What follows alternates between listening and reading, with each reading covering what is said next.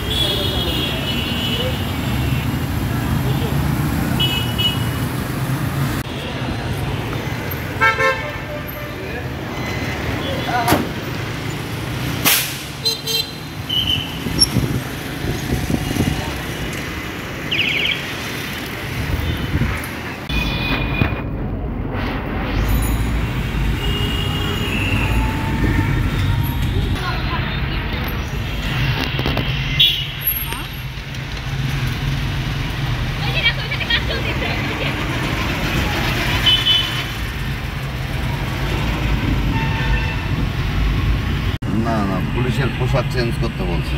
হইতেও পারে, চেঞ্জ হইতেও পারে। যে পোশাক ছিল ওই পোশাক থাকবে না, পোশাকও থাকবে না, লগোটা যেটা মানে যে ব্যাস, ওই ব্যাসটাও থাকবে না।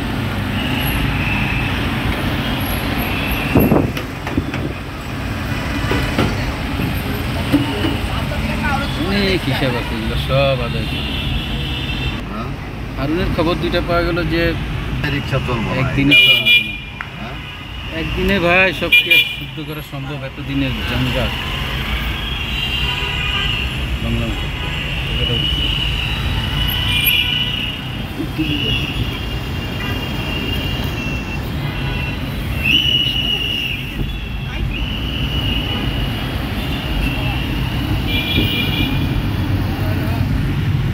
ওয়েলকাম টু ফ্রেন্ডস কাতফাসুতে স্বাগত। তো স্বাধীন বাংলার প্রথম শুক্রবার, প্রথম জুম্মা, সাথে একটা প্রথম ট্রিপ মুক্ত বাতাসে আমাদের ছোট্ট ছোট্ট ছাত্র ভাই বোন বা বাইকনা রাস্তায়দের খুব ছোট্ট প্রাইমারি লেভেলেরও দেখা গেছে একদম আসলে। আর আক্রাইন থেকে বিরুলিয়া, মিরপুর, নারায়ণগঞ্জ পর্যন্ত একটা ট্যুর করলাম জার্নি বাই প্রাইভেট কার বহুদিন পর নিয়ে।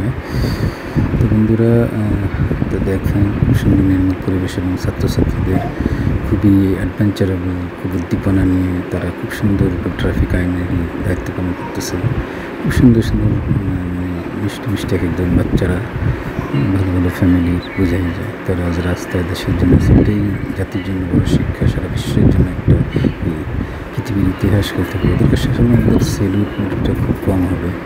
আসলে পরে খুব মনে পড়ে যায় যারা শহীদ হয়েছেন। আমি আসলে এভাবে হাসতে বা খুশি হতে পারি না যখন ওদের কথাগুলো মনে পড়ে, যেটা আমি নিজে সচক্ষে দেখছি সেটাতেই আমি একসাথে যাক। তো দেখতে থাকি না একটা ওয়াজের অংশ, প্রথম জন্য স্বাধীন দেশের প্রথম জন্য শেখানো রাষ্ট্র নিয়ে আল্লাহ খুব ভালো লাগছে, একজন সাহসী জন্য আমাদের। তো ওয়াজ শুনে না ব্লগটা দেখেন, সেখানে একটা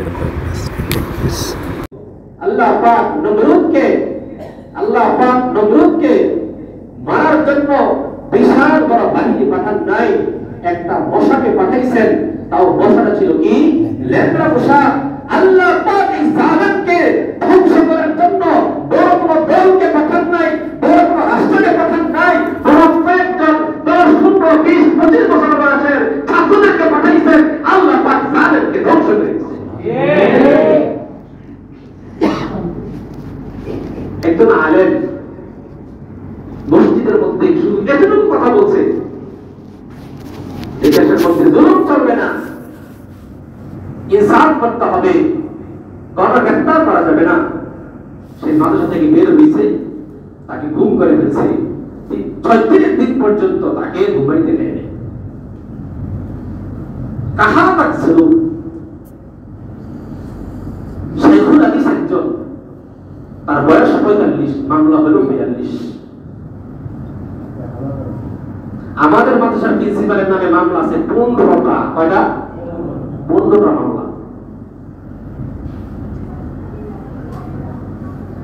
আল্লাহু আকবার।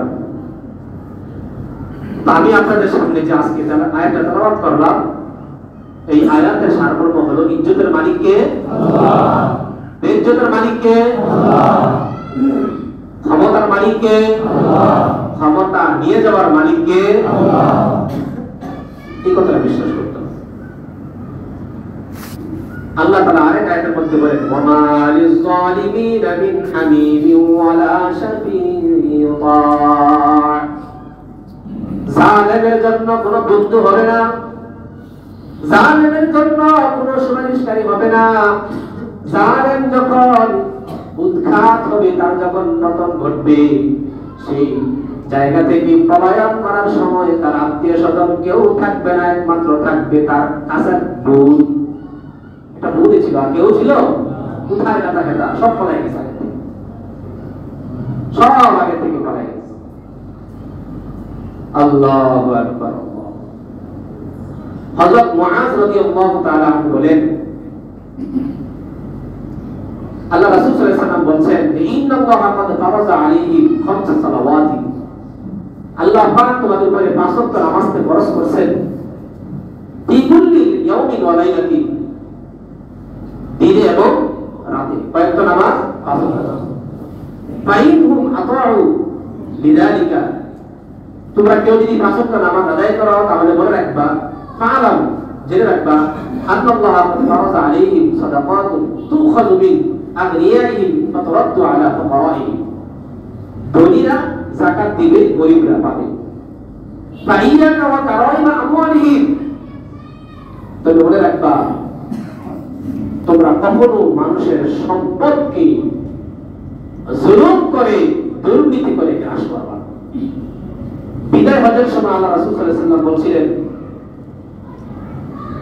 মক্কা যেমন সম্মানিত, মক্কা শরীফ যেমন সম্মানিত, বাইতুল্লাহ তেমন সম্মানিত, তদ্রূপ মানুষের জান, মাল, ইজ্জত, আবরু ততটুকু সম্মানিত, বরং এর চেয়ে বেশি সম্মানিত।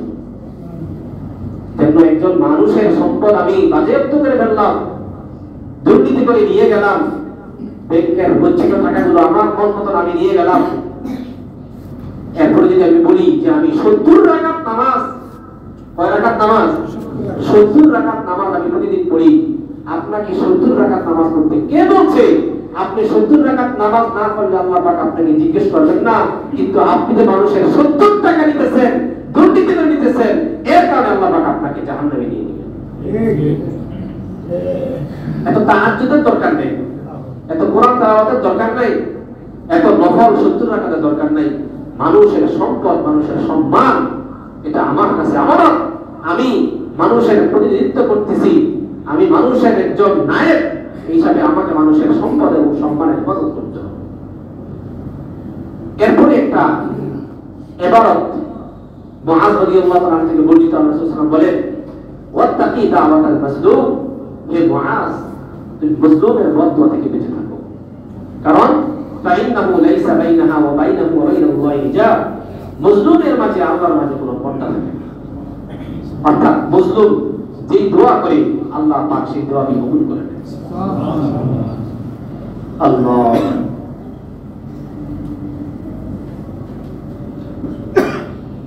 এখন আমরা তো অনেকে মনে করি যে হুজুর সরকার জুলুম করছে, সে তার প্রতিদান পাইছে, আমি তো সরকার না, আমি তো একজন সাধারণ জনগণ, তাহলে আমার কি আল্লাহ পাক এভাবে আমাকে লাঞ্ছিত করবেন? আমরা কিন্তু প্রত্যেকের জায়গা থেকে একজন সরকার। এই মসজিদ যারা দায়িত্বশীল তারা সরকার, আমি আমার পরিবারের সরকার, আমি আমার মাদ্রাসার প্রিন্সিপাল, আমি আমার মাদ্রাসার প্রিন্সিপাল হিসেবে আমি সরকার।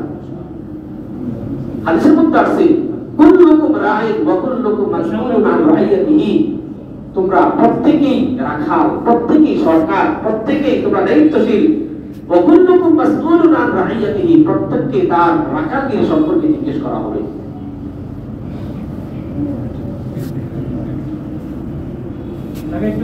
এক সাংবাদিক একটা ঘটনা লিখছেন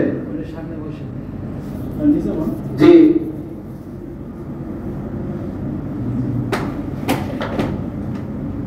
এক ভিক্ষু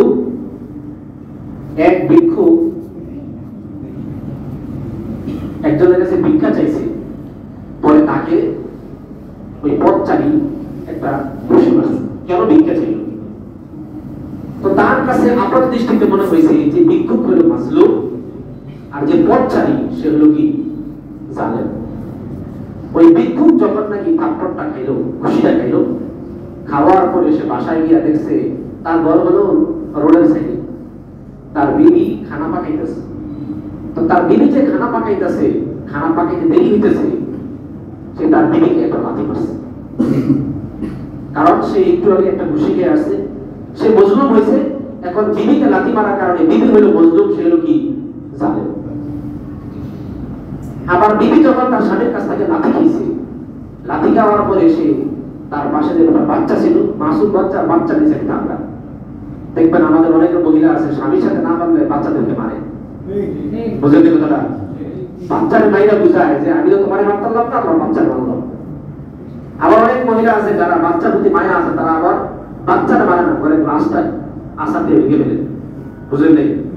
স্বামীর সাথে তো পারে না, তো কার সাথে পাবলো? রাসের সাথে। তো ওই মহিলা যখন তার স্বামীর সাথে পারলো না, বাচ্চারে দিচ্ছে এক লাথি। বাচ্চার কান্নাকাটি করার পরে বাচ্চা যখন মার সাথে পারলো না, পাশে একটা ছিল মুরগি, ওই বাচ্চা মুরগি দিচ্ছে টান দিচ্ছে আসা। তো দেখেন পুরো ঘটনা করতে শুরু হয়েছে, উঠতে শুরু হয়েছে। একজন বলে করেন মন্ত্রী, সেই মন্ত্রী হয়েছে ইন্ডিয়া সরকারের কাছ থেকে ঘুষ দিয়া, নমিনেশন দিয়েছে অনেক টাকা খরচ করে, নীতি গিয়ে সে অপমানিত হয়েছে, সে মজলুম। মন্ত্রী আবার সচিব বানাইছে, সচিব আবার সচিব হয়েছে ঘুষ দিয়া, সেই মজলুম। সচিব আবার তার নিচে যারা আছে তাদের প্রতি সে জুলুম করছে, তাদের থেকে ঘুষ দিচ্ছে, তাদেরকে সে অপমান করছে, সে আবার কি জানেন তারা হলো কি মজলুম। এরপরে পুলিশ বলেন ডিসিএসপি, তারা আবার তাদের যে সিপাহী আছে তাদের প্রতি তারা জুলুম করছে, তারা আবার জালেম, সিপাহী হলো মজলুম। এখন একজন বস মনে করেন কোম্পানির মালিক, সে কোম্পানি চালায়, এক পুলিশ অফিসার আইসা তার কাছে ছাতা চাইছে, ছাতা না দেওয়ার কারণে তাকে দিয়েছে খুশি, এখানে সে হয়েছে মজলুম। ওই কোম্পানির যে বস, সে আবার কোম্পানির যারা কর্মকর্তা আছে তাদের সাথে খারাপ আচরণ করছে, তাদেরকে সে অপমান করছে, এখন আবার ওই কর্মকর্তা হলো মজলুম, বস হলো কি জালেম। ওই বস তার কর্মকর্তাকে অপমান করার কারণে ওই কর্মকর্তা যখন রাস্তা দিয়ে বাড়ি যেতেছিল, পাশে দেখা হয়েছে কাকে? ভিক্ষুককে। তখন এত মেজাজ খারাপ, বস এর গালাগালি করছে, অপমান করছে, এত জুলুম করছে, ওই অপমান সহ্য করতে না পেরে সে কার মধ্যে জুলুম করলো? ভিক্ষুক। মূল ঘটনা হচ্ছে কি? তো মূল ঘটনা শুরু হয়েছে কোথা থেকে? উপর থেকে শুরু হয়েছে। আমরা অনেকে মনে করি আসলে সরকার যে হয় সে জালেম হয়। আমরা আমাদের